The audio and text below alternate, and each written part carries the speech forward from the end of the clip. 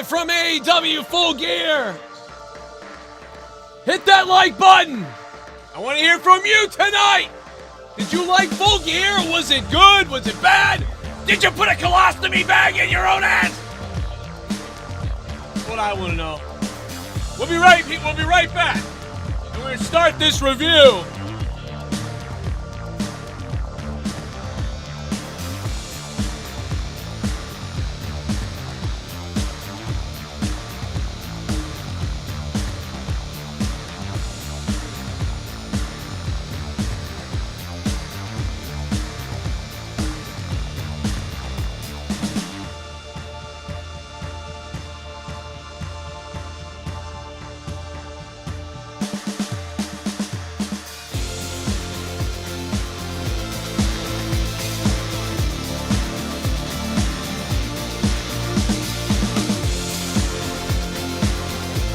Kingston has been dismantled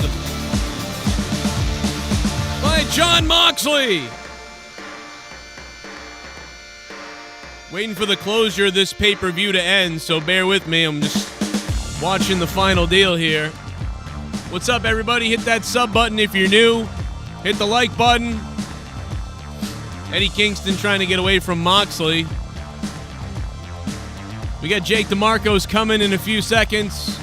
Everybody's in the house tonight.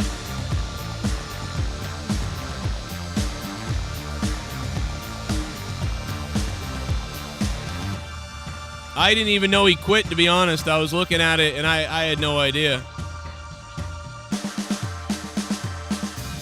I agree with some of you guys.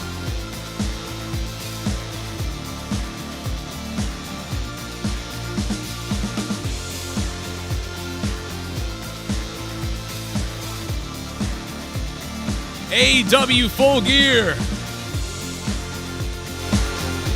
Dude, to me, I had a really good night of entertaining wrestling, and here comes Kenny Omega, dressed like he's gonna go swimming. Kenny Omega's dressed like he's going swimming right now.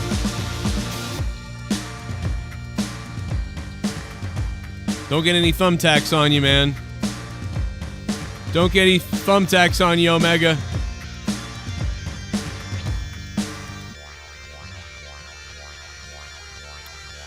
What's up, chat? How you guys doing? How's everybody feeling? We're going to get Kenny Omega Moxley 2. I thought that the other day, I believe. Here it comes. And why wouldn't you? Because it was Moxley's best match in the company. And it was Kenny Omega's best match in the company, probably, besides MJF's match with Moxley. So might as well just do that. We're waiting here to get this thing started for the pay-per-view to end. AEW Full Gear is about over.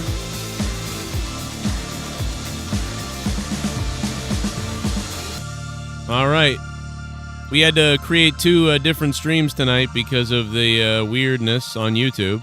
So if you're wondering, that's why. Sorry. If you're like, what the hell? Why is there two of these? You know, Moxley should really be worried about his crotch. That's really what I'd be worried about. Lewis Money in the chat. What's going on, man? Well, shout out to the chat, bro. People are fired up right now. People are going off. Some people are waxing their whoa, look out. Party. Guys, I'm here again at 4:42 a.m. in Scotland. Wow. Party popper. Shout out to Scotland. Hey, thank you, man. What's going on? Vince McMahon's nuts smell like money. All the way, the first donation that comes in, and it's coming in all the way from Scotland. That's crazy. Yo, Six. What up, Six? How you doing, man? Hey, I want to shout out to Firebird. He became a $25 producer patron tonight. Crazy stuff, man. Very interesting stuff tonight on the AEW review. And again, we're live. I am going to give you guys the new live link for the other people that are watching in the other spot. So you guys know where we're at here. Here is the link right here. D Welsh. You guys can spam it. Jake, everybody, I'm putting it in that. You guys are in the old room, it looks like.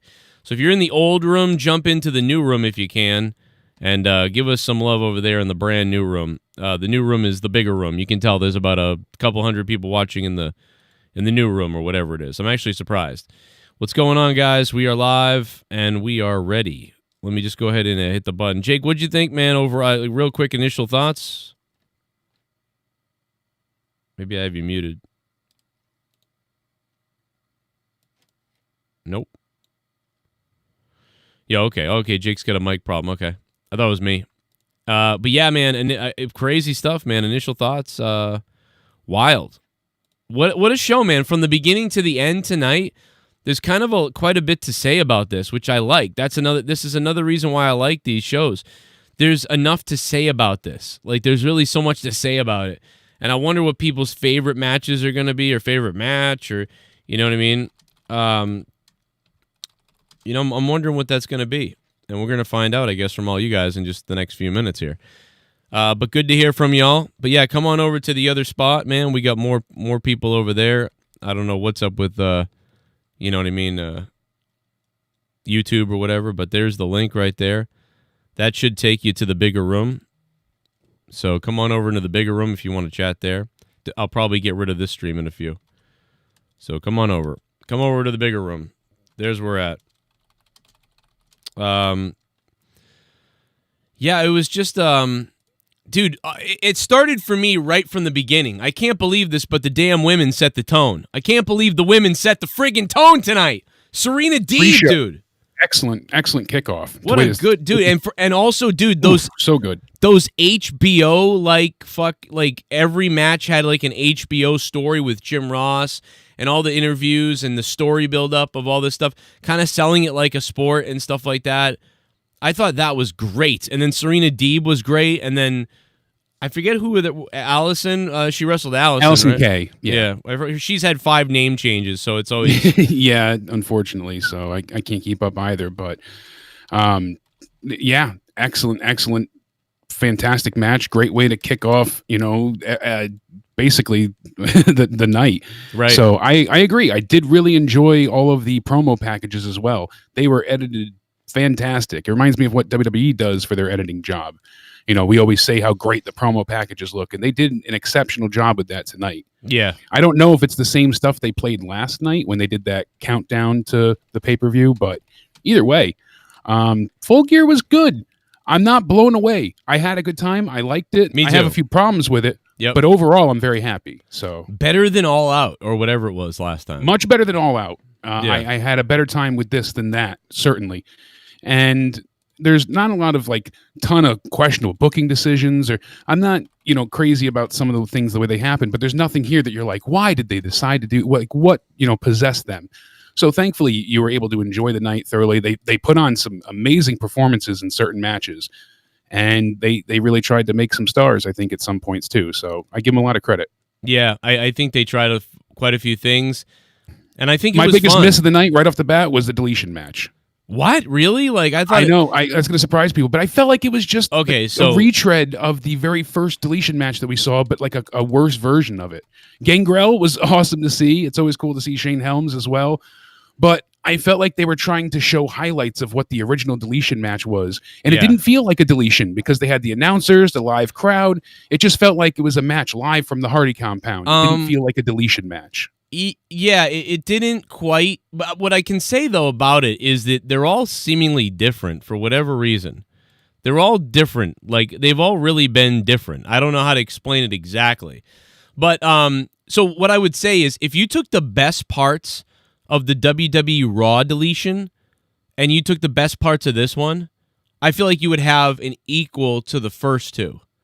Maybe. Yeah, that I could see. I understand what you're saying. But if you take, unfortunately, dude, that shot of Sammy getting the fireworks shot at him, that was the best part. That was friggin' hilarious. That and Sammy coming off of that ladder, that was a thing of beauty. I mean, like I said, I didn't hate it. I was just disappointed because I expected more from both of these. I mean, we got some cool parts, but every time I saw something, I was like, oh, well, the fireworks, we've seen that before, he's going into the lake. All right, he's coming back. All right, it was good to see Senior Benjamin, but it was just a nostalgia retread through most of it.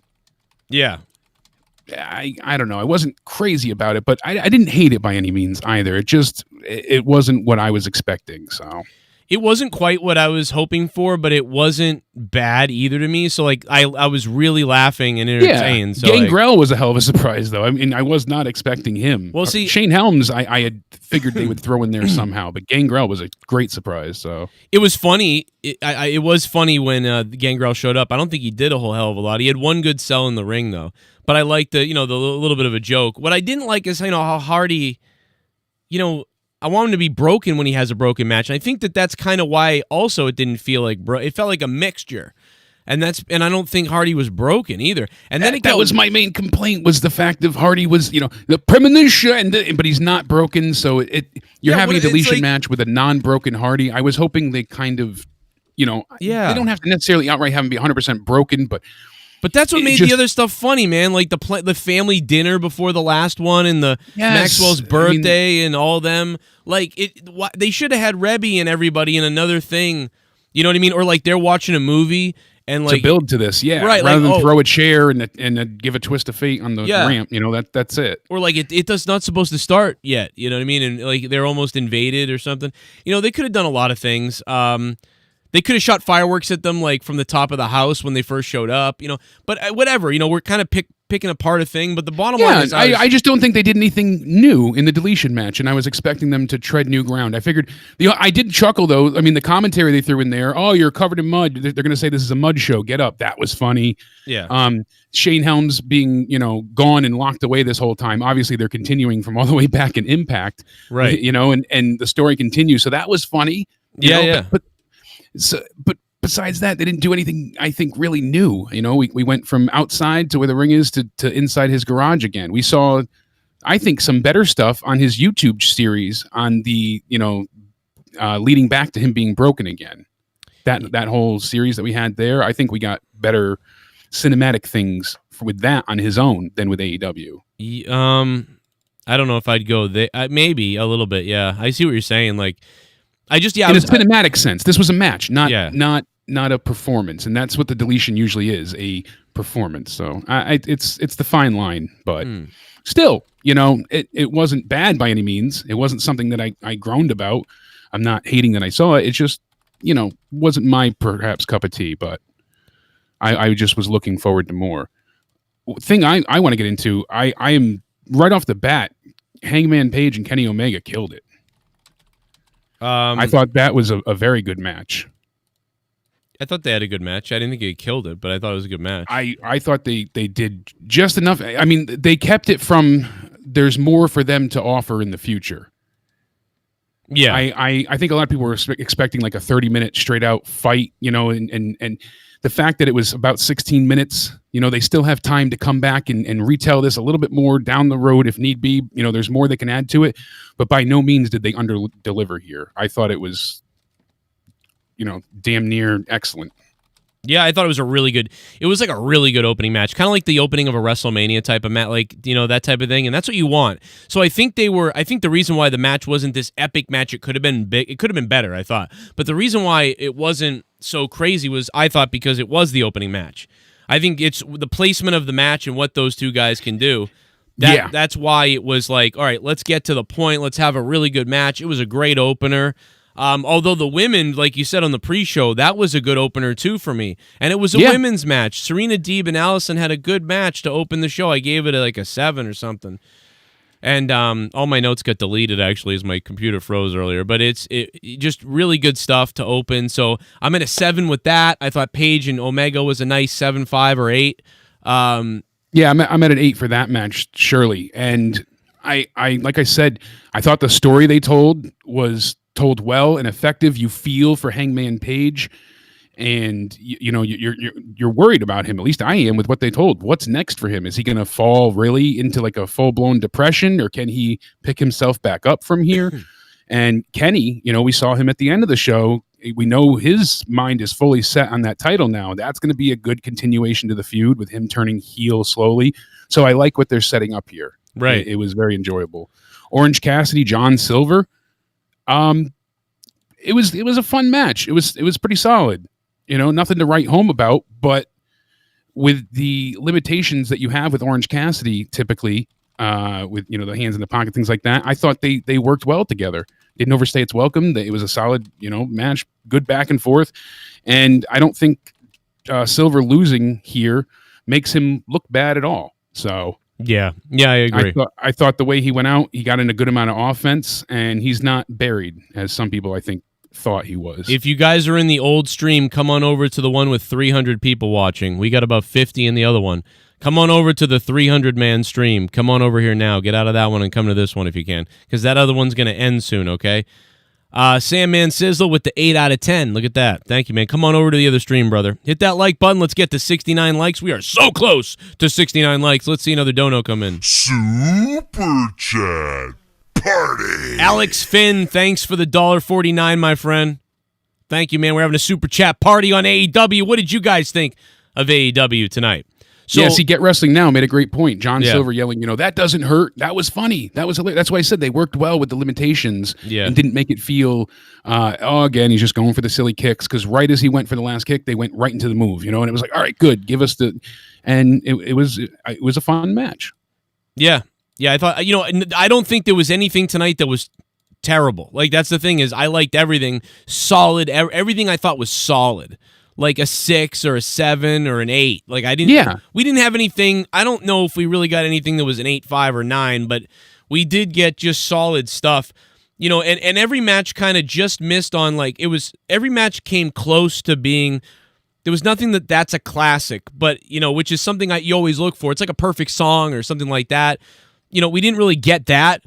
But we got, this like good moments and good entertainment and fun, but we didn't get anything that's the match that I'm going to go back and watch. And I'll for instance this in everything we talk about tonight. But let's rewind really quickly and I'll do it in the other matches. The women's match, hey, what's up, Bird 2393, love you, Bird. Come back if you want. The women's match, the pre-show, solid match. It kind of faded towards the end, and then it was over. So it kind of faded at the end, then was over. There was, you know what I mean? I'm always talking about the crescendo and the whatever. You want to get the match to build up to a point where you're like, oh my God, and then, you know what I mean? Or maybe it starts slow, and then it builds up, and then at some point it ends really on a high, or it goes down, then comes back up again, and then ends on a high. And, that match kind of went, pretty good. It's going better, drop off, and then it ends. So it had that ending. I think about things that way for me and how I feel about wrestling. I don't know about how you guys feel. And, of course, tonight is a busy night. We have Corrupted Podcast coming up live on my Patreon in just a little while. We'll be here for that. We have the episode 5 of the inauguration stuff, Joe, all that stuff that's on Corrupted Nation. You can check that out later. We're not going to talk too much politics on Corrupted Podcast tonight. We're going to try to keep it funny on Corrupted tonight.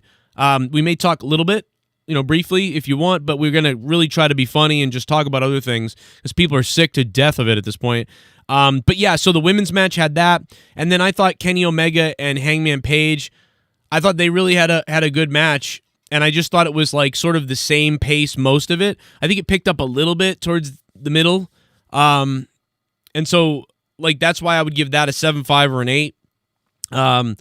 I'd probably go an 8 with that, I suppose, to really, because I was entertained tonight, so I'm feeling good about myself and happy about the show.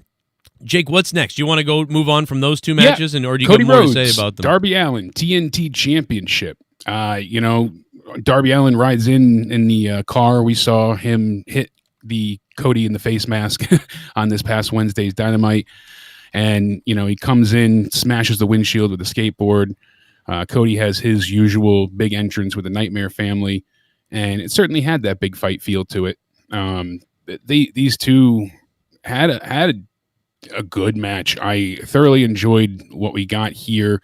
I liked the surprise ending. I know some people weren't crazy about it, I saw on Twitter, but I liked that I gave you everything I had, you gave me everything you had, and then it was just any given Sunday roll-up that gets the best of them, really, that quick pin. Right, because maybe you can say, Cody was already, Cody was worn down more, that type of thing, and so he was able to get him with that.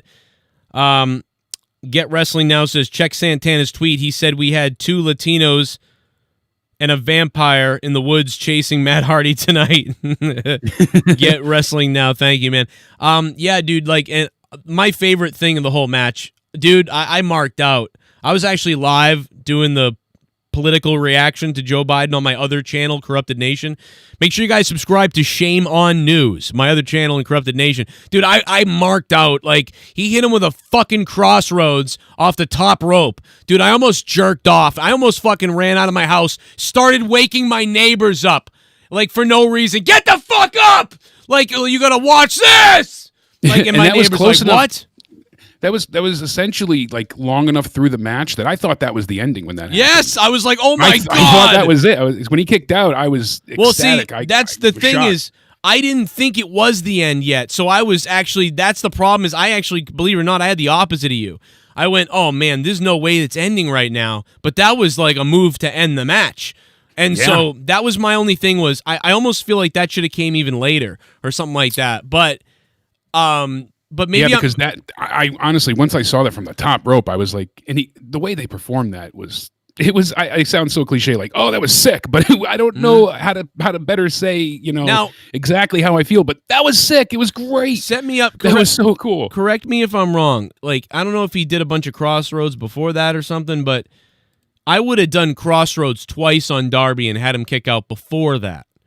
Because if you do that, then people who are watching start to think, holy shit, like, this is it, because he did a crossroads, he kicked out, and now a few minutes later, Cody catches him again with the crossroads, he kicks out again, and now Cody does the desperation, dude, I'm going to the top rope, and you're like, oh shit, it's over now, that was crazy. Like, and then he kicks out. That. You build up and build up more to that ultimate cell. I don't even think he hit one before that. I think he tried. Yeah, I'm trying to go back through, because I know he set up at one point, because they were doing, like, it was when they exposed the turnbuckle, they were going, it was around that time. I'm pretty sure he set up for the crossroads, and then that's when the pad the turnbuckle corner got ripped away, and they kind of went back and forth with that, and that's what led them to getting up on the top rope. So. Exactly, and that's why I think that was my critique in that match. My critique with that match was it sort of fizzled at times, and it wasn't perfect altogether, but the one big thing that I would have critiqued if I was in the back or if I was talking about the match later, I would have said, great stuff, great match. I thought it was fun to watch, but one thing I would have done was I would have sold, I mean, maybe they don't want to make Cody Rhodes' move look that bad by him kicking out of it, so maybe that's protecting the move, you know what I mean? But if you're going to protect the move, I mean, the guy did the thing off the top rope, so they protected it by, like you said, rope break. He was out of bounds. He was out of bounds in the ring. You don't see that often. That's one thing that really was like, wow, it's such a great landing on their part to make sure that you were out of boundaries for that to happen, to get your body to that position when you're coming down off the crossroads, for them to know how to still be in that perfect position. So much credit for them for that. And like you said, we don't see that often. And they protected it. They protected the move because he was out, but... Yeah, when's the last time I think we've even seen that occur, where you see somebody's foot under the rope or arm under the rope? And it happens. I think Triple H and John Moxley, when he was Dean Ambrose, was the last time I can remember when he fought for Triple H for the title. It happens in WWE a lot where they're basically under the rope and then they just ignore it, like or the referee like they don't count it. So or the referee's like slide him over and the guy slides him over while the pin is on. It's weird, like it's like they don't really care. Yeah, but they'll unless use it comes into their story. That's how Dean didn't get the belt. But yeah, I wasn't crazy about the attacks afterwards. It didn't hurt anything. I mean, it's just going to continue the feud. But I liked the moment of Cody acting like a proper heel pretty much through a chunk of the match. I mean, like I said, his promo the other night screamed heel, and with this one, it's not so much that he was the bad guy in the heel, but he was like the master and Darby was the apprentice, and he was trying to make sure that he taught him something. That's how I felt in this. Like, come here, boy, I'm going to teach you a lesson. That kind of idea. Like he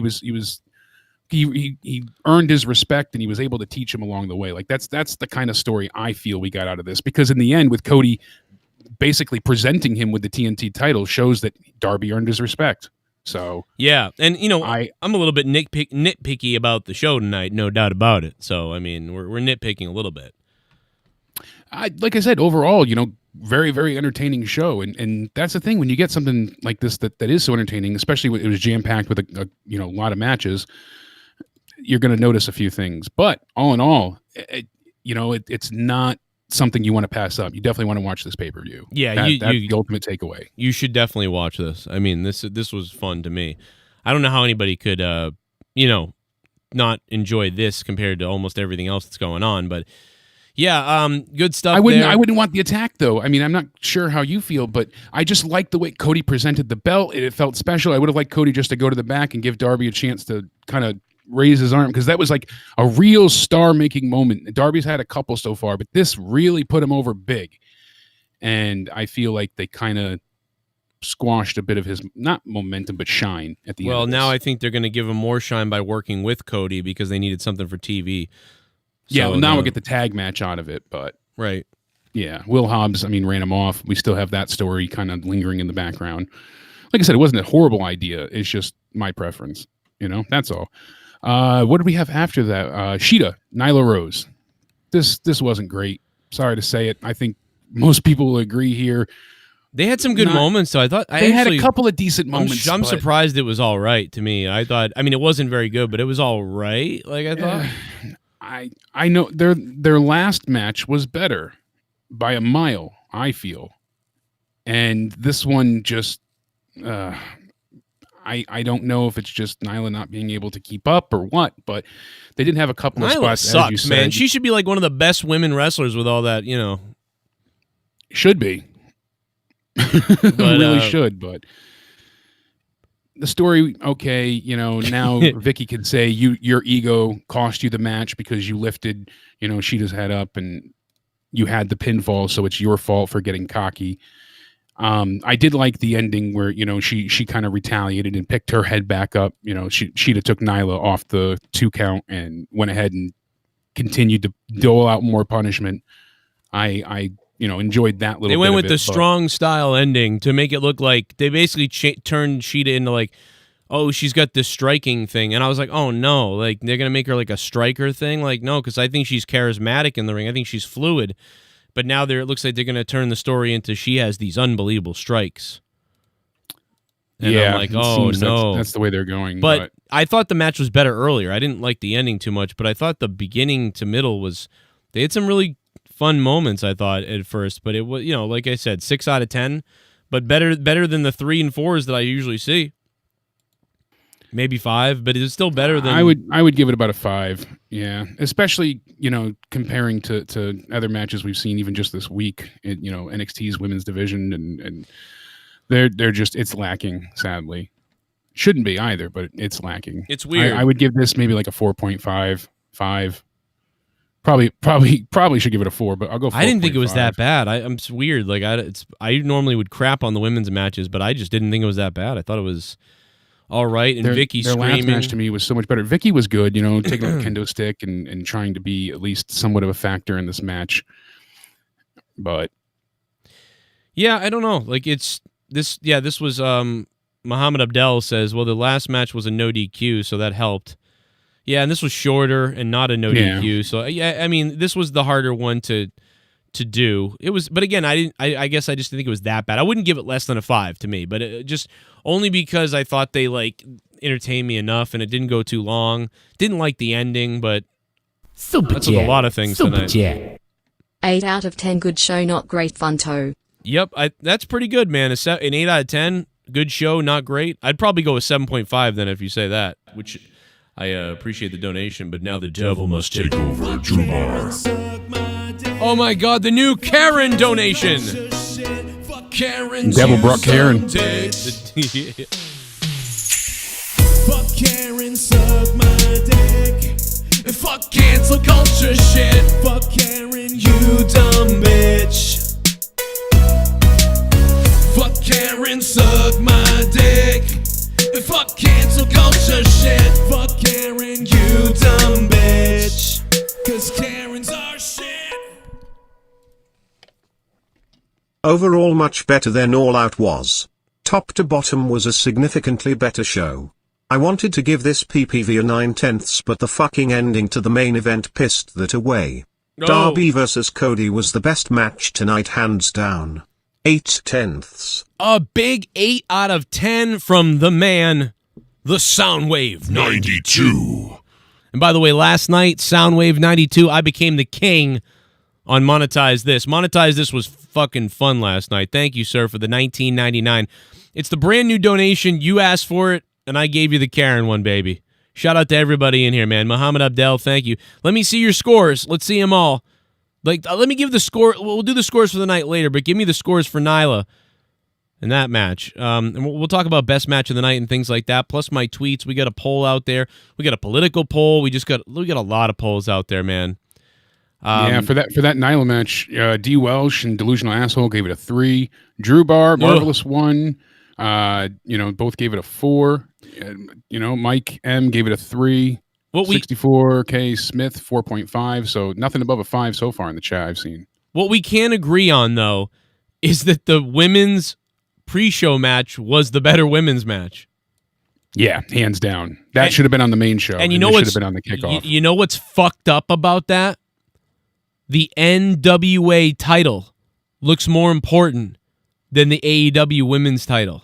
So much more prestigious, so much more just better defined. Yeah. It's a sad truth, but what did we have? Oh, dude, that's fucked up, dude. You're making that other belt look better than yours. Like, I'm dead serious. That's fucked. Here's the voting poll. Sorry, let me get the voting poll out there for you guys. Oh yeah, excellent. Real quickly, 170 votes on Twitter. Follow me at JCS Commentary if you can. Oh, and a big thing, guys. Follow me on Instagram. If you don't follow me on Instagram, Instagram.com/Joe Cronin Show. Also follow our French Botch Club and the Wrestle Daily. And check out the Jimmy Miranda Award that they'll never do, but we'll keep talking about it anyway, because WWE scum. Love it. 46% of you, half of you said you just love it tonight. The rest of you, 21% of you said it's okay. So that's about 60-something% of you guys thought the show was pretty good. And then 3% thought it was horrible, so okay. It's probably people that didn't even watch anyway, but maybe you did think it was horrible for real. I could see a few people said that. But not watching, 28%, yikes. I mean, that's a big stretch to call this horrible, but if you're not an AEW fan and you don't like the style at all, then I can see it. But I saw a couple people that said, they were excited to watch it and they were disappointed. There were a couple people. But, those were that's like super rare to find that, like super minor. Most people thought this was at least okay to watch tonight, And by the way, we're almost at 100 likes. Let's get those triple digits, because when you get me to triple digits, I get a gigantic erection, all right? And then my neighbors in my neighborhood smell my erection, all right? The wives of other men here smell my erection, and they come by looking for dick. And then Leah gets jealous, and then she romps me, okay? So please, let's get 100 likes so the neighbors can smell my dick. Please, can we do that? Thank you. Super Chat. Vince, Party. McMahon's nuts smell like money. Just a message to Jake, we're all glad you're well. Yes, we are glad Jake is well. Thanks, Vince McMahon's nuts smell like money. You're too kind. Glad you're back, too. Glad to see you in the community. So right, yeah, Jake had a rough... he's always got it rough, but he had a real rough 4-month stretch where it was really nasty. At least I'm back. Thank God you didn't get COVID. Yeah, yet. Well, but I mean, the way the numbers are going. Yeah, thank God. But I mean, at least thank God you didn't get it while you were really sick. Oh, I know. Thank God at all. By the way, Leah just texted me on my phone and said, "What the fuck are you talking about me down there for?" Leah's like, "What are you saying about me?" She hears me through the floor go, "Smell my erection." I'm sorry. What's up, everybody? Maybe she smells it. Oh, dude, do you think? You never know. I think she's got, like a bloodhound. I'm talking smack. She loves it. Next up, we got FTR. So the once reigning tag champs, defending their belts against the Young Bucks. So this match, it was a damn good match. And they had a lot of expectations as this being such a dream scenario. People have wanted to see this match for so long. I could picture people hating this, and I could picture people loving this. And yeah. I really liked it. I didn't love it. I think the biggest thing that I had a problem with was the leg injury angle. I know it's not really an angle that he is injured, but he's cleared to wrestle. But I don't know, with Matt having the constant, I feel like that kind of took away. I felt like that took away from the match than added to the drama and suspense at times for me. Okay, but that didn't bother me, but I know what you're talking about. Okay, but I especially loved all of their callbacks to other tag teams like the Steiners, the Hardys. You know, that was exceptional. So that was such a great thing to do. That I think kind of took me out of the match because so we're opposites here. Yeah, because I'm trying to watch this match and all I can think about is how weird it is that they're purposely doing all these like homages to people. So like it was weird. So this match was like 3 different matches in one. But what I can tell you about it is, especially at the beginning, I thought the first quarter of the match was fucking great. At one point, someone went into the turnbuckle or something, and then the other guy ran at somebody and speared him out of the ring. He was on the outside of the apron, and someone got speared through and off the apron. Dude, there was just a lot of tandem offense that looked awesome, like setups that looked good. They didn't look like a big planned spot. It looked like an awesome setup, like a tag team move you would do. Like, hey, when we get him here, we do this. Kind of like in basketball when you see your buddy and you just feel it. Or just like off of instinct on the fly. Yeah. You're able to, I know this is when you're going to stop talking, so I continue. Yeah, that kind of idea. Yeah, like Perfect. you kind of like throw your head up at your partner and you take the basketball and instead of passing it to him or shooting it, you throw it hard into the back of the basketball hoop and he's already jumping up in the air to catch it and then dunks it off the hoop and then he catch it. Like things like that were going on and I was like, that was pretty cool. But what I can say it was a typical Young Buck style, you know. Right. That's certainly to be noted here. It was the car crash over the top, just all over the place shit. The biggest problem with it for me was the weird moves that they were pulling out was taking me out of it a little bit. One homage, maybe, whatever, like I would be all right, but it was like so planned. It was like, ugh. And then it went on too long. Like by the last 5 minutes, it was 2 or 5 minutes too long. But what I can say is I still give it a 7 or 8 because it entertained me.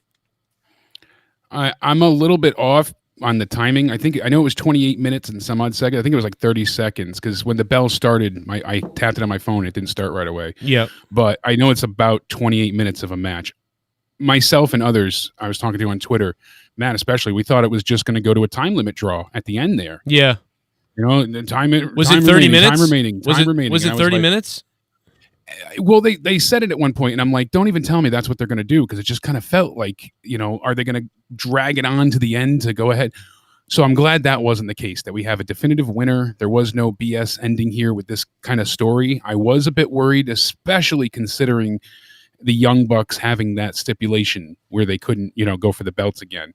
I was worried that we might see some type of screwy, wonky, dusty finish, but that wasn't the case. I mean, they really gave it away with that stipulation because we were like, there was no way the Young Bucks really couldn't lose unless they pulled something out of their hat. Yeah. But that would cause a revolt, I think. That was a dumb thing to do with that stipulation. It was, and that partially ruined the build to the match. That's why I said it was. Everything about the build though was stupid too. So it's like this really was one big stupid thing, but at least the match was fun. Yeah, same thing with it reminds me of WrestleMania, with Ronda Rousey being the main event. Originally, we were like, yes, this is going to be great. And then they just kept adding and, just changing stories, and it got so just convoluted and messy. And that's part of the problem here. The Young Bucks being heels, then face, and the way that they kind of threw this stipulation on last second. No doubt the match was good. Like I said, the injury angle for me, I could see why the moves bothered you. Reason I like the moves is especially the DIY tribute that they did, when they had their finishers locked down on the ground. And then you even saw them reverse it where, again, you had both FTR holding hands so they wouldn't tap out. That was a good callback, the same way they did it with DIY. So to see that and just all the callbacks that they had with the moves, that didn't bother me because to me that was like we've faced, or at least are honoring all these great tag teams, and it's kind of like everything they've been through is taking them to this point. I didn't hate it. And by the way, I didn't hate it. It just brought me out of it. Like I couldn't. Oh, I can clearly see why. I couldn't help that it really brought me out of it, but I kind of liked it. Like I was entertained by it. Like, oh, that's funny. Like I marked it for it too, but it just sort of was weird. Why was everybody giving the middle finger tonight? A lot of people. Everybody fucking heavy. The one that made me laugh was Nyla Rose flipping around. Dude, everybody gave the fucking finger. There was like this. Is there a record for birds? Like, is there a record for middle fingers by different people in one wrestling show? I would dare to say, this tonight set the record, if there ever was someone to keep track, of the amount of wrestlers to give the finger in one single pay-per-view. Maybe Austin. No, I don't. No, I'm serious. But not a pay-per-view. No, I mean, Austin might have given it by himself more, but you're saying by all, so many people, yeah. Yeah, like 8 Just people. the sheer volume of people that did it tonight was kind of funny in its own regard. Now, Lewis Money, he's a member in the YouTube member. So Lewis down below is dropping the middle fingers. Excalibur, goddamn, with his mask on, was so retarded on the things. But he's a smart guy. I like Excalibur for his brain and stuff, but I mean, my God, with the mask on, I don't know what it is, man. It just looks ridiculous. And JR at times tonight was funny. He was great, and then he was bad. He was everything tonight. Then they had Don Callis, which was like, we were saying they need a Don Callis. And there's Don Callis. But they even dropped Impact Wrestling. They were like, yo, Impact Wrestling, you come over here from there. Like, what? Wow, that was interesting. They dropped that. They were dropping in the match we were just talking about. They dropped the DIY. Like, what the hell? Like, what they don't. Yeah. That's what's fun is they don't even care. They're dropping names. Interesting. They didn't mind. They just went for it. Yeah, they're not like worried about don't say that name. Yeah, they say New Japan. They say Impact. They say that's. I do give them credit for that because they don't treat the fans like you're a bunch of morons. They even said coronavirus at one point. It's like, hey, COVID. Yeah, COVID, it's real. COVID. Oh, it's really happening. Yeah, it's so that was nice too. Are you ready for this? Are you ready, Jake, you fuck? Are you ready for this?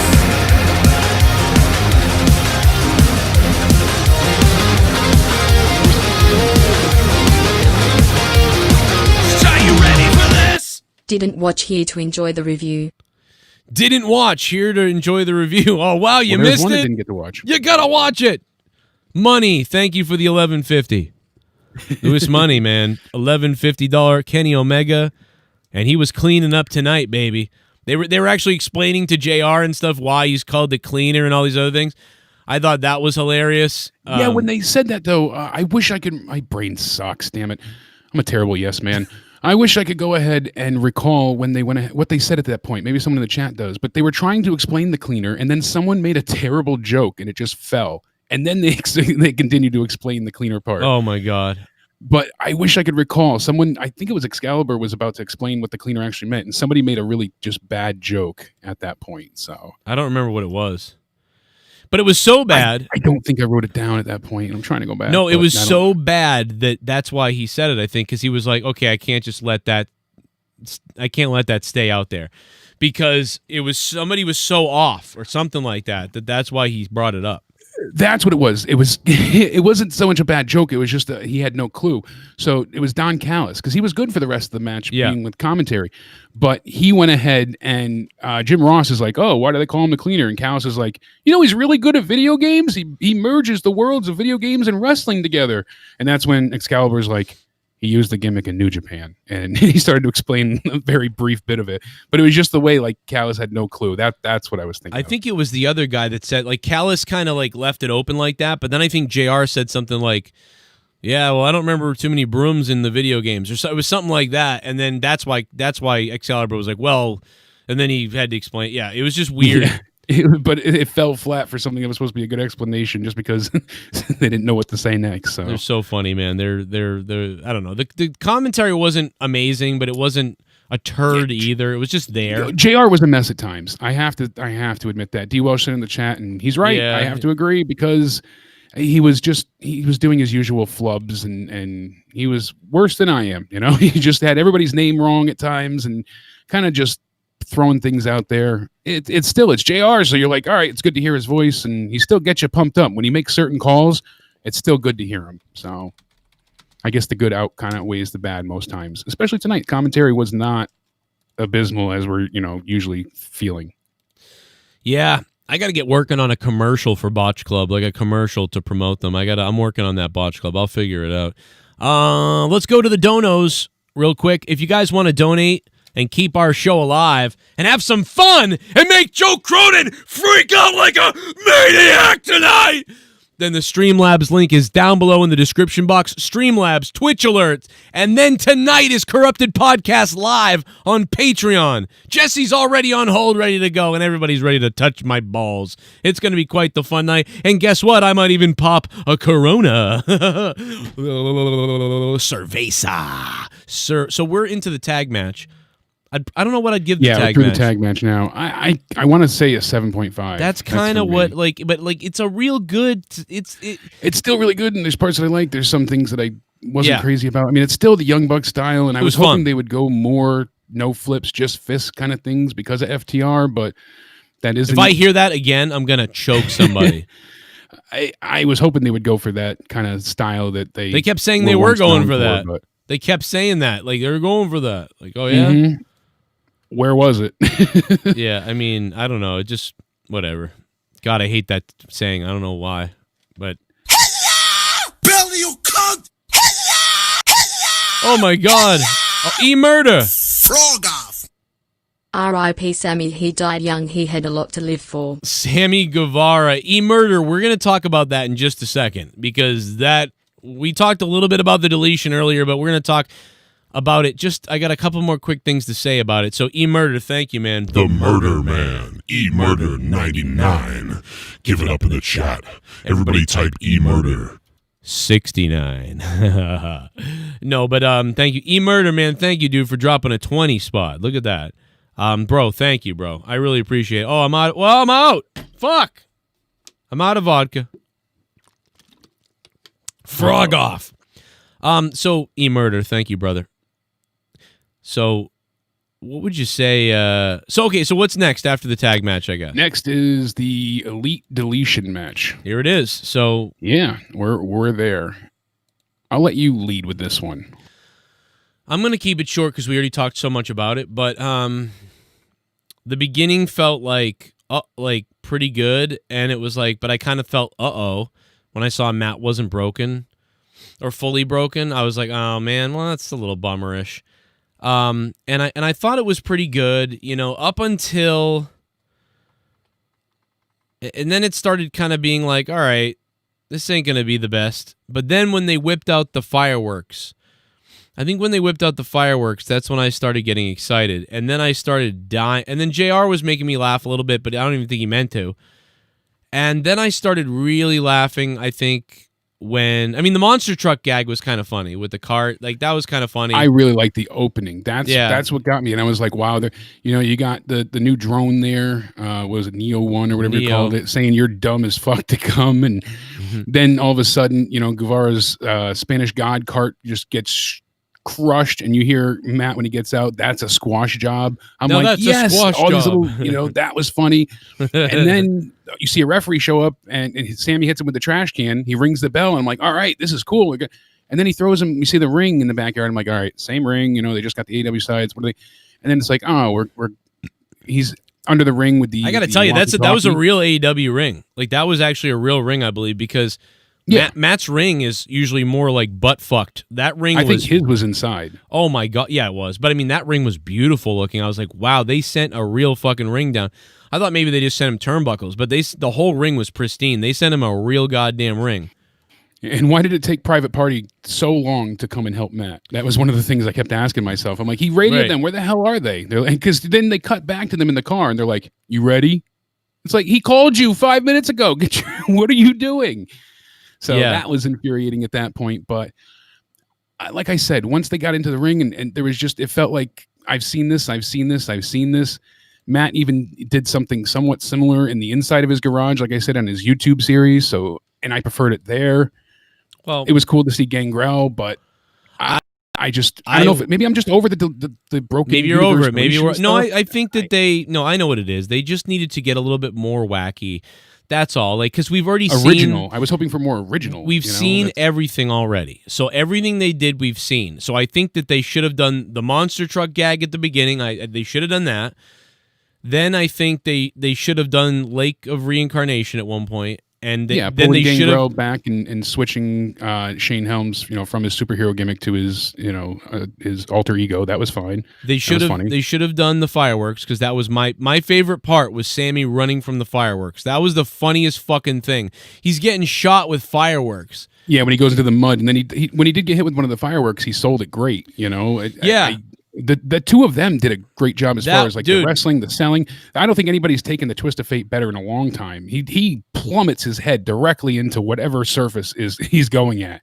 When he takes that, he gets all into it. He slams his head into the ground. It was good, man. Like, I love that. Like, I thought that was good. It's just, but the whole thing was good to me. It's just, it was, like you said, it was just missing a few things that maybe you haven't seen, or going a little bit even crazier out there. Like, I thought it would have been funny if they had to, if they started fighting, like somebody got on the boat. What's the boat called again?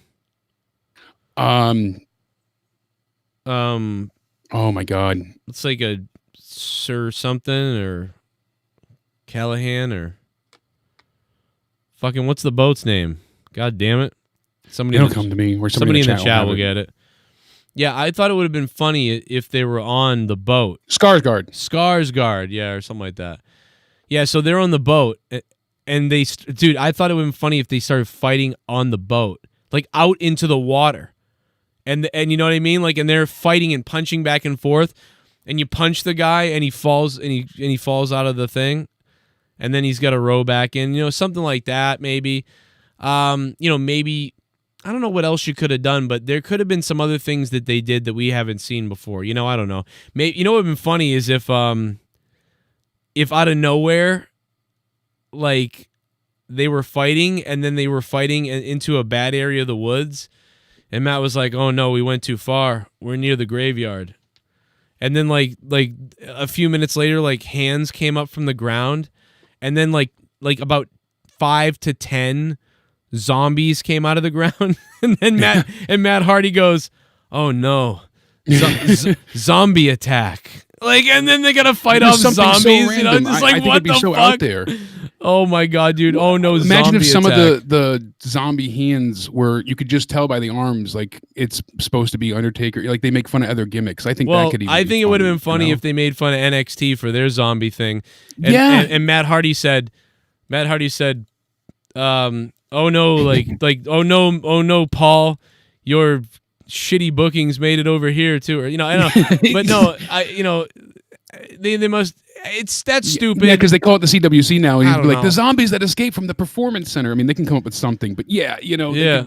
Because they even said, Get Wrestling said, it's stupid. An old man would call this a mud show, making fun of Cornette. Yeah, those kind of lines were funny. We would have complained then that they were being ridiculous. But I mean, I'm just joking, kind of. If it was new, I think I would have had a better time with it, though. I think had they done it, well, how about you throw a guy in a casket, you set the casket on fire, a wooden box or something, and then the guy, like, you're like, oh my god, like, the referee's like, I can't believe you lit Sammy on fire, and someone comes over and dumps water on the box, and Matt Hardy's like, and then after they spray the box down after it was set on fire, Sammy's hand smashes through it and he gets out and he's covered in black charcoal and he's all burned and fucked up. Like, I think, like, the stuff like that. See, I would have had a guy on fire completely just run by the frame for a second, no reason, and just be like, well, because the swamp match, they lit the guy on fire and he ran out, so like that, they can make fun of all sorts. But I think that would be funny, but. Again, Matt Hardy has to fight Werewolf Man. Someone said Werewolf. Yeah, like, for no reason. Like, oh no, Werewolf Man, and then all of them are running from the Werewolf Man. I don't like. I mean, dude, listen, this is retarded. But it is retarded. But it's new. I felt like this was just like, hey, remember when we did this? And my brother and I kind of did it better. Yeah. Oh yeah, that was fun, right? Yeah, like, that's the thing. That's kind of how I felt. So we're into, like, it's like movies. This is becoming the Resident Evil movies. Like, the first Resident Evil was all right, the second one and third one were all right, but then they started getting, like, really bad. Like, and so but I like them all. So that's not a good example, but you know what I'm trying to say is that inevitably, yeah, I get what you're going for. Inevitably the sequels get whatever. So I just think he's missing one little thing to take a bigger step. And like I said, I think the Raw deletion had a few little things in it that were wicked funny, and then the rest of it was underwhelming. This, to me, this was more solid all around, I feel like. This was more along the idea of what the original ones were. But so would you say that would you say this one was better than the Raw one? To be honest with you, I don't even really remember the Raw one. Well, I remember the Impact ones, and I don't remember the Raw one even. I think I barely remember the mower of lawn part. Everything else I just don't recall from that one. I'd have to go back and rewatch it. Whoa. Yeah, I mean that should speak volumes in its own right, the fact that I don't remember it, but I think I will go back just to check it out and compare. That's my plan, but I don't know what to give this. I keep going back and forth, and because like when they did wrestle, the wrestling was superb. You know, they really did all they could to make the moves look as just efficient and brutal as possible. Every twist of fate, and there were a few too many, but every twist of fate, and I like that Sammy did block the one as well. That was a great counter yet again. But even JR said something along the lines of the end, being like, if this doesn't end it, I don't think anything ever will. You know, like they just threw Sammy in a trash can and took him out. I don't think there's anything else for him at this point. Yeah, JR was almost doing his like, I give up on this. Like, yeah, he had no idea it was what he was watching. Yeah, he's like, what the fuck am I watching right now? I don't know, man. But yeah, but what I was gonna say was I thought the ending was a little dark too. It wasn't quite. Didn't quite fit the theme a little bit. It kind of went throwing him in the trash can and no, they're cracking him over the head and stuff like that. It ended up being a little dark. Don't you think it was a little dark? Like that, you know, I don't know. Hardy is this is like a heel turn. Yeah, type of thing. I mean, it could be construed that way. And then the three of them, as I said, just, you know, that huge chair slam too. I mean, he was already out and done for. He could have just pinned him. That would be something a heel does. So you're right. It was just weird. I didn't even consider that. Yeah, it's just a weird ending. It was a little bit of a dark ending. I was like, wow, that was a dark ending. It wasn't like a funny. Because most times, I mean, they're going to have to, hopefully they keep Sammy off of TV for a little bit and really sell this, but they didn't keep Matt off of TV when he got hurt for real. And one thing I did notice, and I want to see if you think this way or not really quick, but when they were on the edge of the apron and they went and did the spear through the tables off to the side and you saw Sammy's head on the ground, there was blood behind it. You notice how we got a bad shot of that? I think the bad shot was intentional so that they could put fake blood down just to make it like a homage to when, you know, the last pay-per-view when Matt got hurt. Because it was the same spot, essentially. They just weren't up on a scaffold. Yeah. And, you know, the blood was in the same spot as Matt. So I think they were just trying to say, like, he did the same thing to Sammy now. Yeah. Is that how you took it? Yeah. Yeah, but I guess it was just like when you spear someone off a thing and then they hit their head. But, like, when you take a chair and smash their head, it's a different... It's just a different Yeah, thing. that's what, but I'm saying before, I'm just talking about the table. Oh, the dive out on the table, yeah. It looked like they were trying to have Matt recreate that, injure him the same way Sammy did him. I think that's what they were going for. I still think it's a missed opportunity that Sammy didn't get thrown into the lake and come out as Jeff Hardy. I thought that would have been hilarious. Because I mean, like WWE doesn't own the rights to like Brother Nero things. So like, if he had gotten thrown into the water and come out and been like started doing the fucking like that thing, and then Matt was like, Brother Nero, like, and he was like, yes, brother, I've returned. Why am I now small? Like, why am I a midget? Or whatever the hell. That'd been funny to me. And I don't know, something like that would have been funny to me for some reason. And then he's like acting like Jeff Hardy for like a few minutes. Like, I don't know, man, I would have lost my mind. But that's true. The challenge, Ian says that that the point was supposed to be a callback to how the feud started fairly lighthearted to super disturbing with the All Out match. Yeah, I see that because they were trying to call back to. They mocked the chair thing too. They mocked everything. They recreated. He threw the chair at his face. He speared him through the table. He slammed the chair at the end. They really tried to make it as any bad or spot they had, they tried to repeat. I liked it, man. I thought it was better than the Raw one. I think the Raw one's funniest moment to me, I seem to remember the lawnmower being the funniest thing. That's the only thing that I remember from it. Wasn't that the funniest part? Ones. Yeah, when he got on the lawnmower. That's honestly all my Stone Brain remembers at this point. I'm taking a look at it now just to sort of remember because it was Bray Wyatt. I put it as a watch later. Yeah, I'm gonna watch it tonight after this. I mean, Bray Wyatt shows up. They started in the ring like a one-on-one, and it went too long. The first 4 minutes of it was kind of a waste of time, if I remember. Then they started fighting to the back, beating each other with sticks. Then they were in like a graveyard, and Matt was disappearing. Yeah, they went into a graveyard. Yep, Matt started disappearing and playing like a. Back. But now, at this point, we were 9 minutes into the deletion, and they had really done nothing but brawl with those little tricks, like I just said. Then there was like the fire, and then things didn't really pick up, dude, until the 10-minute mark where they were fighting into the garage. Matt Hardy got almost thrown into the piano, and then he started using a ladder. I'm watching it right now, and he hits him, and then he said something funny right here. This is it. Chair of wheels, more of lawn. Wheels. So that's the problem is they were missing that kind of moment, like chair because he wasn't broken. Right, that's the thing he was broken. Which is the odd part of doing the deletion match. Yeah. Yeah. So really, dude, the Raw deletion wasn't very good, but Matt Hardy was in the deletion character, so that was good. And then the problem here was he wasn't broken, but it was better and it was more like the original deletion. So that's what I'll say is this was like Bill and Ted 3. It was like, okay, like they actually tried to be like, it's like The Mandalorian and Star Wars or whatever. It's like those last movies didn't feel right, but at least that one feels like it's Star Wars. This felt like it was trying to be a deletion for real. The Raw one felt like they were trying to do it, but it didn't seem right at all. But Matt Hardy was broken, so that seemed right. So that's the thing is if you could have brought broken Matt and put him into this and made this a little better, you'd have been on par. This feud called for the match, but he wasn't broken. That exactly kind of sums it up perfectly, as you said. So I would give this match. This is I'm going to say right now that this was the third best deletion. I'd put the number 1, and then number 2, 2, and then this is number 4. I'd put this 3, and I'd put the Raw one last. After just looking over the Raw one was too long for doing nothing. I think this was maybe about the same length as the Raw one or shorter. But it was this one, they had way more stuff going on. The Raw one was all dark and just nothing. Just like Raw would be. Just like how like the Bray Wyatt swamp fight. Like that, whatever that was. That was stupid. This was that was so bad. That one was insulting.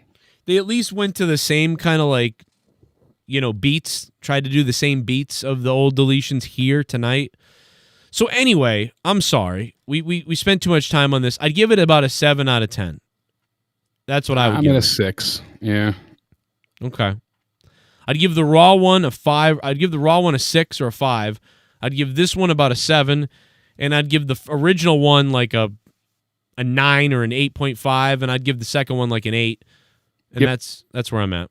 I don't know about the Raw one, but I'm there with the other two. You'll trust me. You'll see it and be like, this is too long and stuff. I'm sure. Yeah.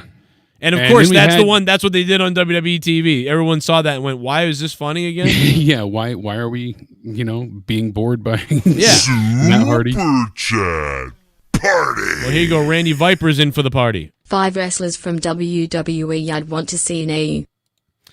5 wrestlers from WWE you want to see in AEW. AJ Styles. Roman Reigns. Jesus. Adam. I know. But this heel thing, I'm loving. I'm like sadistically all in with this Roman, especially SmackDown with everything he did last night too. He's just getting better and better. So. Well, AJ Styles. So you said AJ. Adam Cole. That's a great choice. Adam Cole. Lars Sullivan. No. I could even do this. Yeah. I can do this. By the way, glass, dude, what the hell was that? That was so bad. I could make them eat glass and bugs and dirt. As soon as it was over, because I watched a little bit later, and my face was just frozen. I couldn't laugh. I couldn't frown. I just couldn't even catch my breath. I'm like, that was so bad, but I know Joe loved it. Oh my God. And then I watched your review and I'm like, yep, I knew. You laugh loved it. Watch this. Here it is. In the sense, I knew it was going to crack you up. I could do this. I love how the mic implodes. I could do this. I could do whatever I want. I could do this.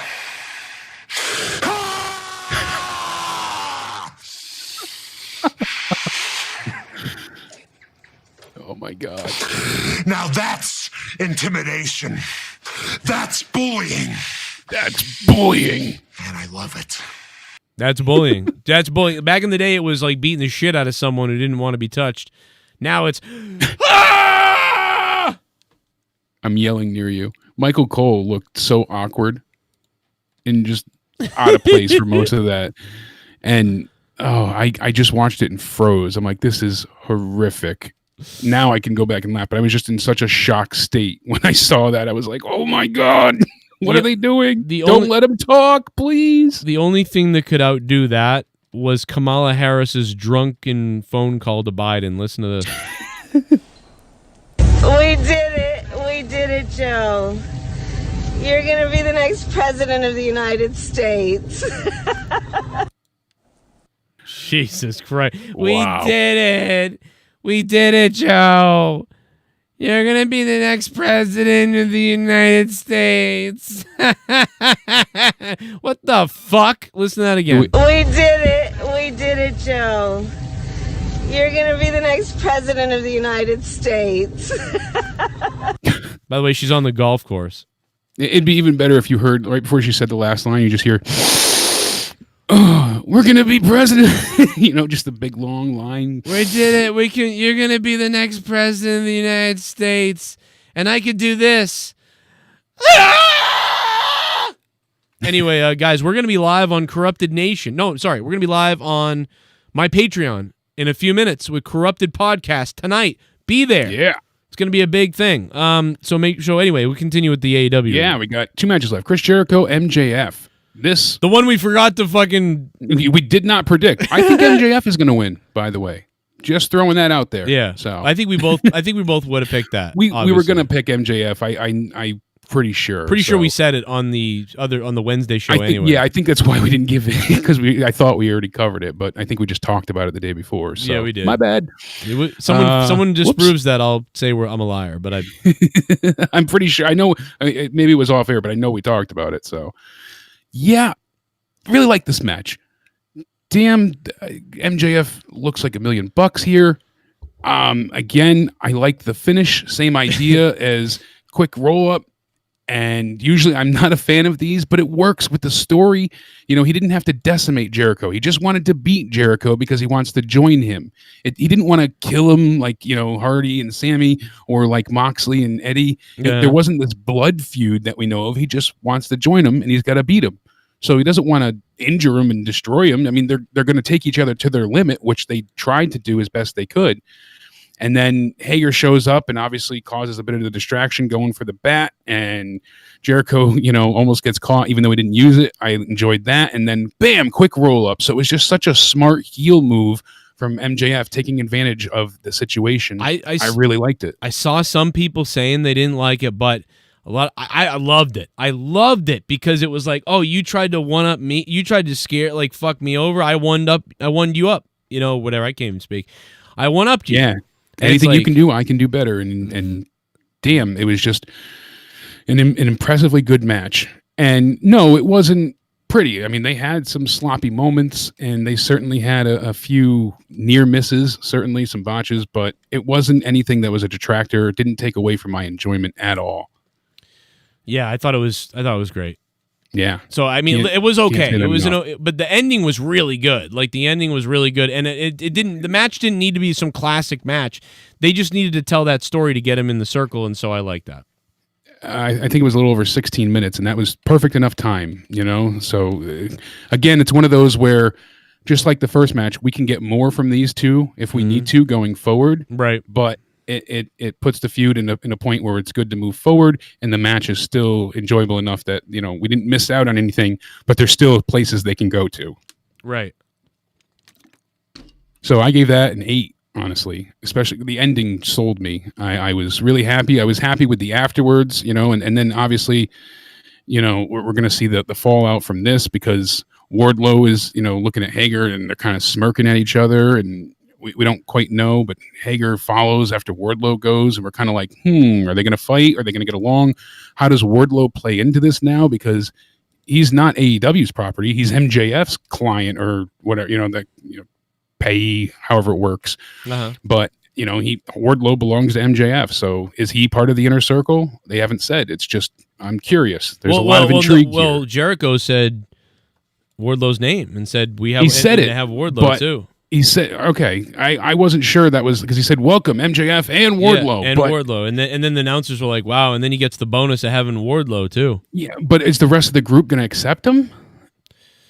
You just saw Hager and them kind of look at each other and smirk. And because Sammy said over his dead body. Yeah. Yeah, I don't know. I'm sure. I mean, that's a story to be told. That's what I'm looking forward to. So there's intrigue here. Are they going to keep Wardlow around or are we not? Yeah, I think because they had plans to turn Wardlow face, we heard as well soon.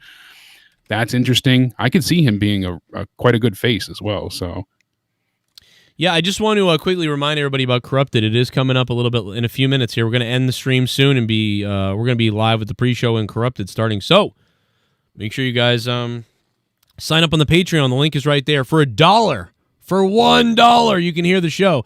That's $1 a month. It's like 3 months for less than a cup of coffee. 3 months. That's 90 hours of content.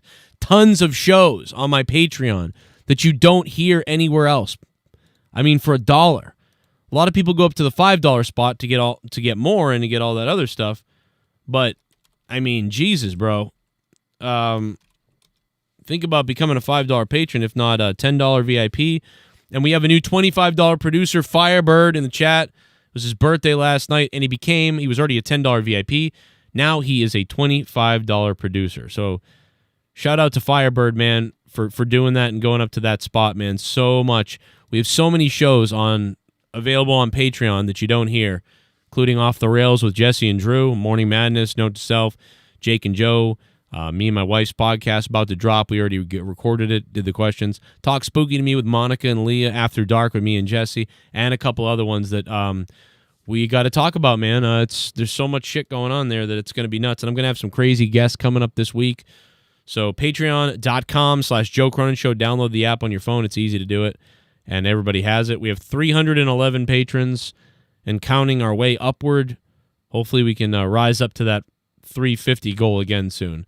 So thank you. On to the last match, man. I guess let's roll there. Super Chat Party. Forget the neighbor. Forget neighbor, I can smell Joe's hard one from NZ. Oh yes. Oh yes, Randy Viper. You smell me, baby. You smell my stiff one. Ooh, damn. Eddie looking like a 40-year-old dude playing a game of pickup ball in 2005. He does kind of look like that, Paul. He does kind of have that older guy vibe. He's like my age or something, right? Was Eddie like 39, 38? I don't even know. I'm checking.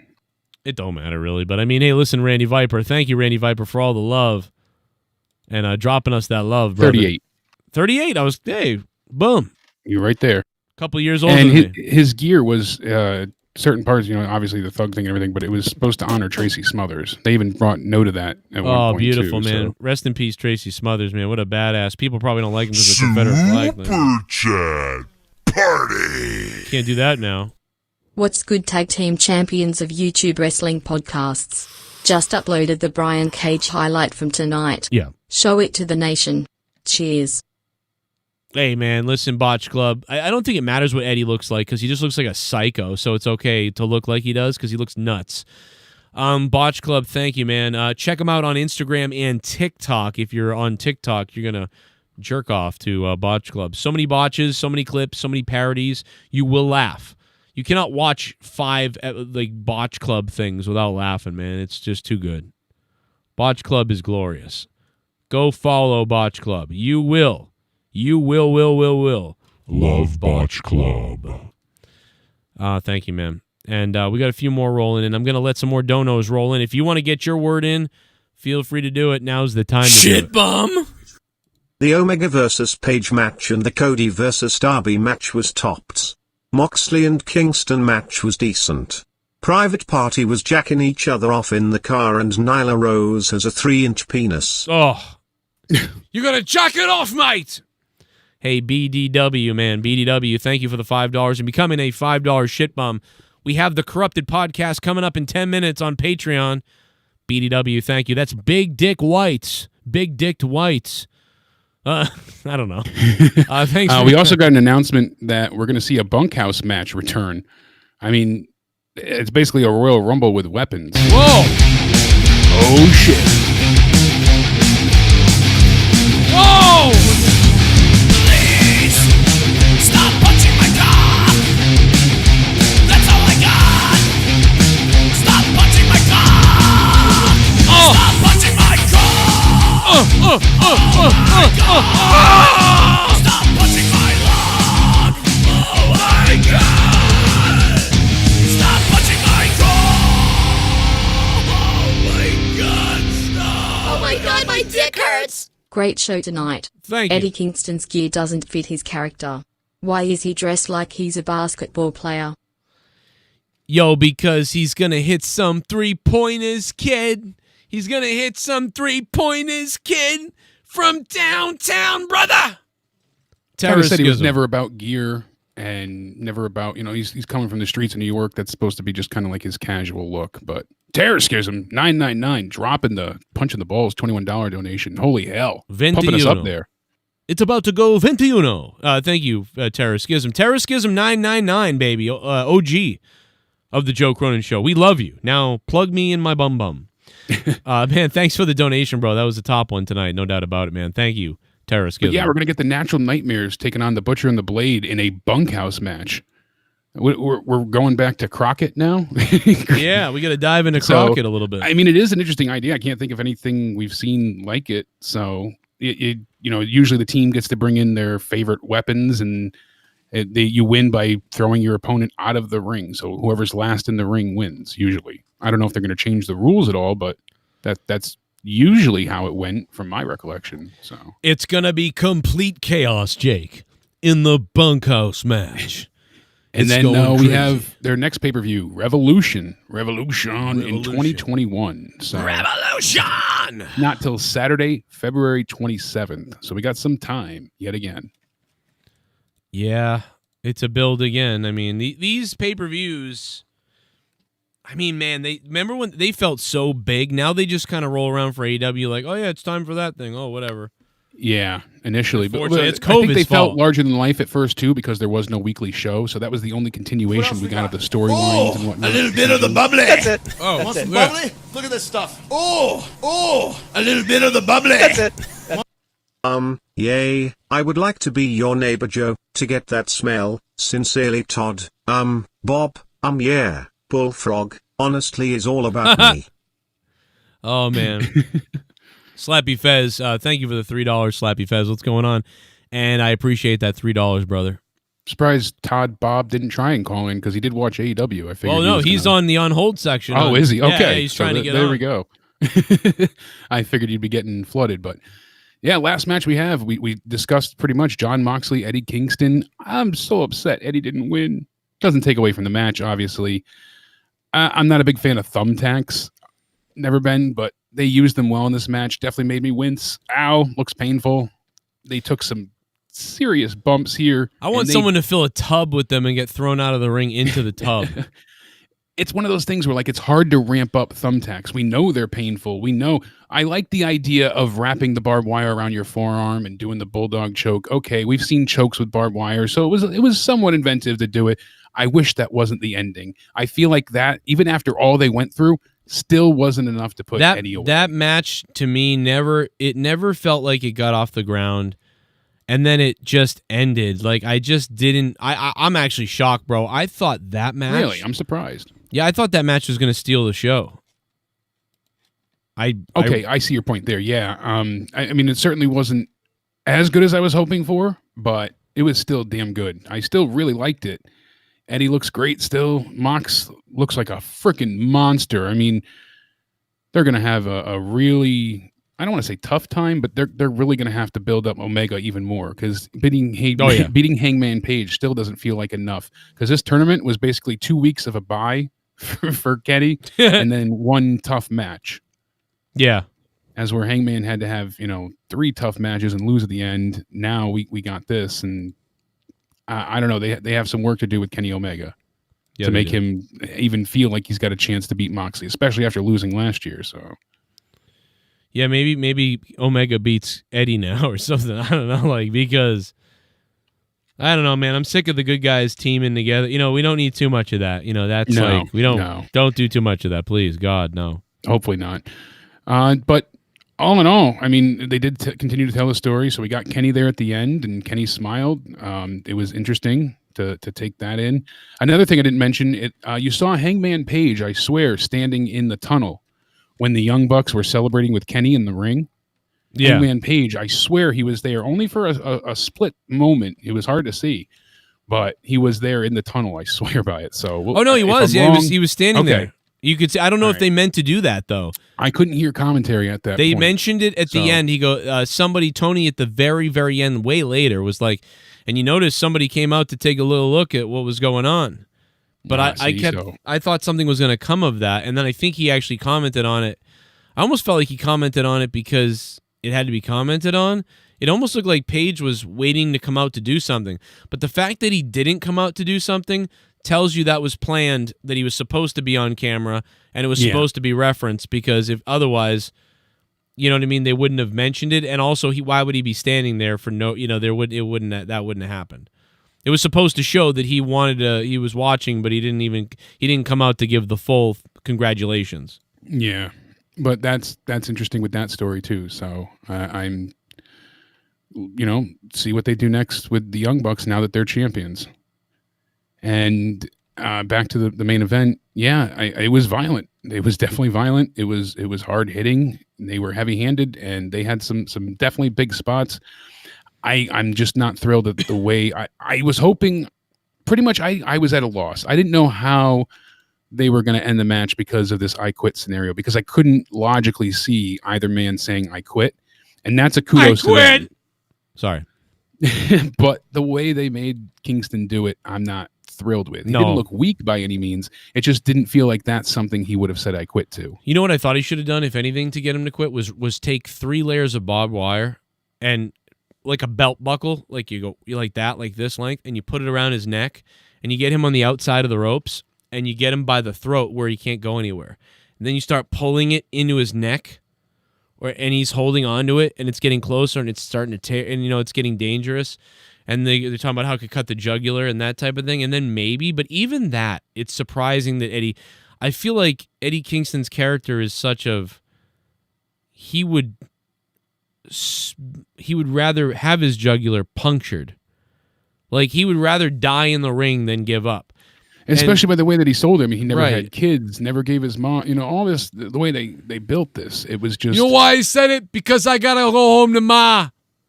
Because otherwise I started thinking, what would Ma do if I didn't come home tonight? New York family boy. That's the only way to get out of being like, because my ma, because my mother. Like I saw her face, and in the instant I said I did it for her.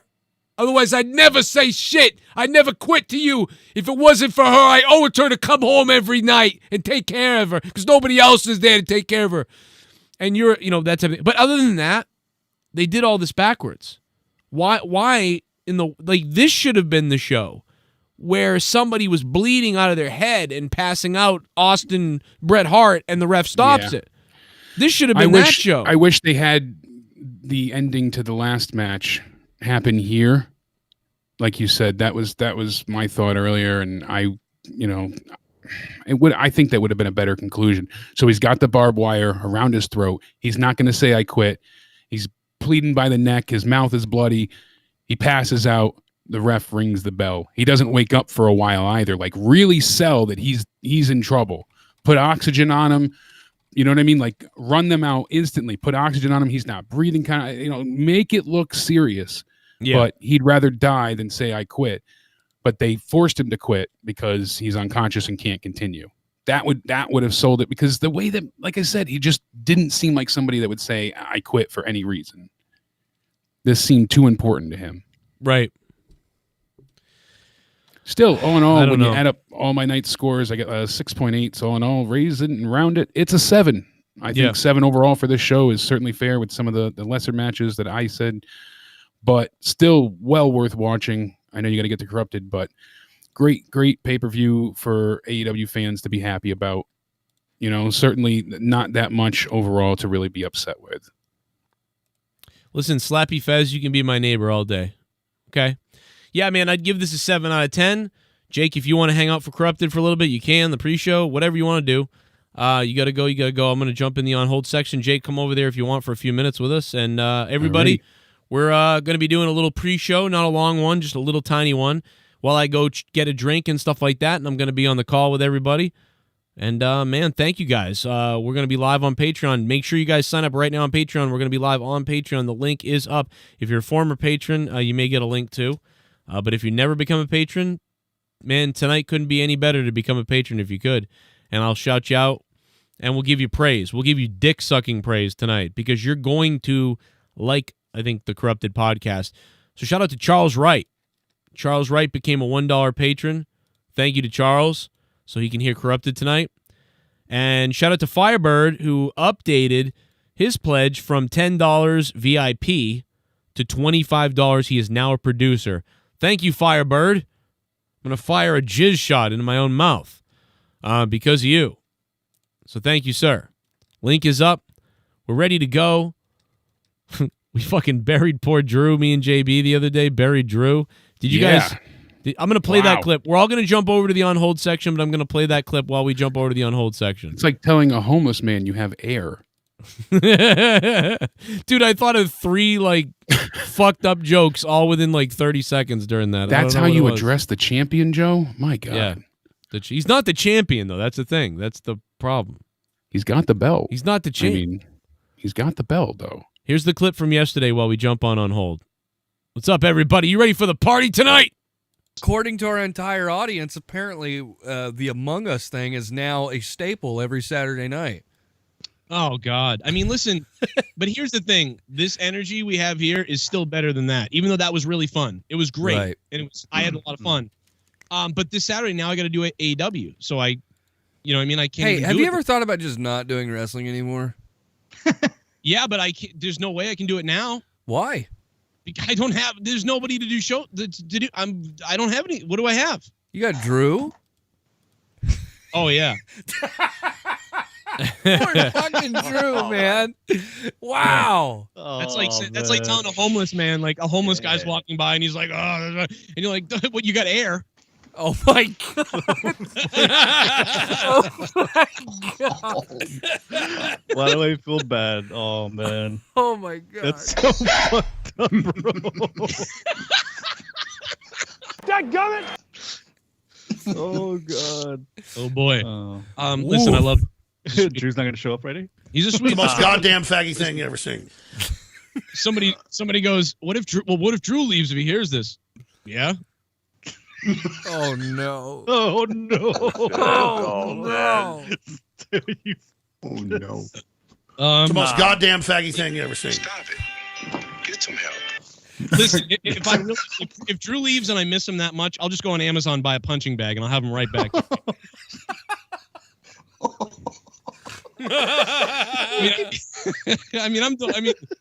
Come on.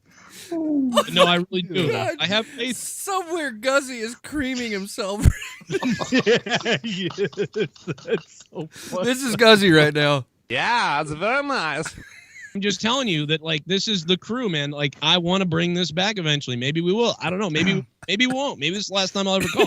But I'm sorry, but it's like a homeless person, and you say, "Well, hey, at least you got hair." I can go on Amazon and buy a punching bag. And dude, the shit that got me is like, oh, what if people say, oh, what if Drew leaves? He's like, yeah. He's just quiet. No, I go. He goes, what do I got? I go, you got Drew? Yeah. Yeah. I'm competing with Vince McMahon. He's buying out all my co-hosts.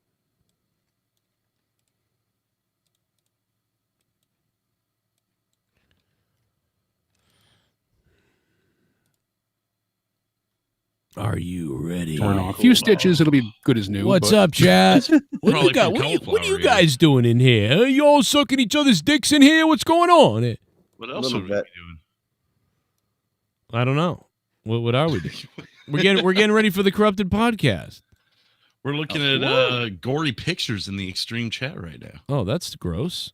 Yeah, D Welsh and Awandi sent it. Yeah, they're a couple of sickos. Well, it's from the UFC fight tonight, and his ear looks clean off.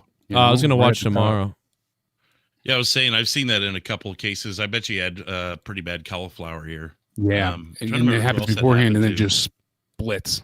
Oh God, I've seen that live in a fight when I went years and years ago, and the guy's ear, like the blood shot, but his ear didn't rip off, like it just exploded from the cauliflower, and the blood, you could see it squirt. I mean, it went all the way across the mat. It was lovely. Nuts. You like that, Jesse? Do you watch UFC and jerk off, or you say fuck all that? I don't watch it. I mean, I think I watched the last one before whatever this one. Right. But it's just, I don't know, man. I haven't watched. I mean, there was no crowd either, so I mean, I'd probably like it more if it was like crazy. Really? Like I've found it's pretty crazy even without the crowd. Like WWE doesn't seem right, but UFC still seems fine without the crowd. I forget who it was. It was the one where, I mean, the guy lost. The dude fucking hit him in the head. He just had this like, I don't know. It was I see. I don't know. I don't even know anybody. I don't know. I think it was the fight before this last one. But I don't know.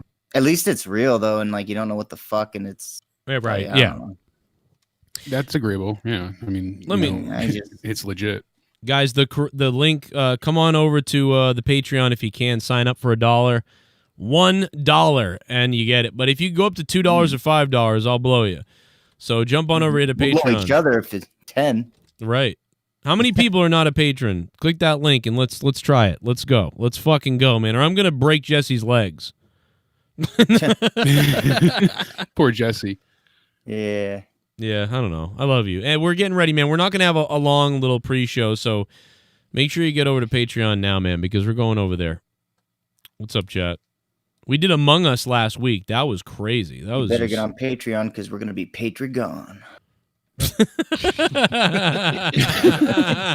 That was great. That's fucking hilarious. Has anybody here seen the movie Backcountry? No. What's it, like a racist? It's about a Backcountry. couple that goes into the woods camping and a bear attacks them. Really? No, I haven't seen that. Yeah, it came out 2014. It's a horror / thriller. If you haven't seen it, Courtney showed it to me earlier, and it was really suspenseful. It was a very good movie. Wow. But yeah, this couple goes camping and gets lost, and a bear fucks the wife. Like just the bear just fucks the wife. Yeah, just mounts her. Just rapes her. Looks at the husband and is like, "What you gonna do?" Huh? Exactly. Stop fucking my cock. Because that's all I got. But it was really intense. I was surprised it was that intense. So, you know, talking about donations, the one that the last couple days, I'll just Tara will say something to me, and I'll go, "Don't mind if I do." Don't mind if I do. What's my name, dude? I walk around all day doing it. Ruby's running around singing it now. Oh, dude, listen, I'm doing it all day. Dunkachino. Oh no. We were out working on the yard, and I just randomly go, "What's my name?" And Tara would look at me and go, "Shut the fuck up." Thank God, good for her. Yeah, tell her to fuck herself.